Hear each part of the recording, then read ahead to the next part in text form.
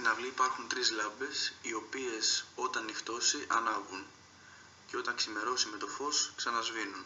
Υπάρχει και μία τέντα στην οποία όταν πέσει πολύς ήλιος η τέντα σηκώνεται και όταν κρυφτεί ο ήλιος η τέντα ξανακατεβαίνει. Όταν το όχημα έρθει στα 30 εκατοστά απόσταση από τον γκαράζ, τότε ανάβει μία λάμπα. Όταν πλησιάσει στα 15 με 20 εκατοστά από τον γκαράζ, τότε ανοίγει αυτόματα η πόρτα του γκαράζ. Αφού μπει το όχημα μέσα στο γκαράζ, τότε υπάρχει ένα κουμπί το οποίο κλείνει και ξαναανοίγει την πόρτα. Και όταν το όχημα ξαναέρθει πάλι στα 15 με 20 εκατοστά, η πόρτα ξανακλίνει. Έξω από την πόρτα υπάρχει ένα φωτοκύτταρο όταν πλησιάσει κάποιος να ανάψει το φως. Από τη μέσα μεριά του σπιτιού υπάρχει ένα κουμπί το οποίο ανοίγει την πόρτα και μετά από 5 δευτερόλεπτα η πόρτα κλείνει μόνη της.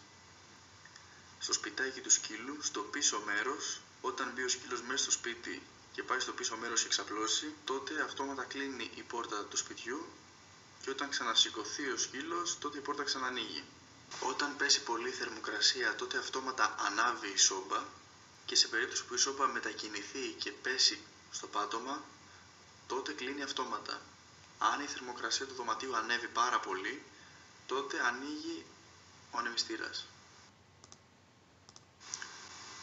Με ένα κουμπί ανοίγουμε το μάτι της κουζίνας. Εάν υπάρχει κάποια κατσαρόλα επάνω στην κουζίνα, τότε το μάτι ανοίγει κανονικά. Σε περίπτωση που πάρουμε την κατσαρόλα από το μάτι, τότε η κουζίνα θα κλείσει αυτόματα. Σε περίπτωση που έχουμε διαρροή υγραερίου ή ανιχνευτεί καπνός, τότε χτυπάει ο αντίστοιχος αισθητήρας. Σε περίπτωση που έρθει κάποιος από την πίσω μεριά του δωματίου, τότε χτυπάει ο συναγερμός.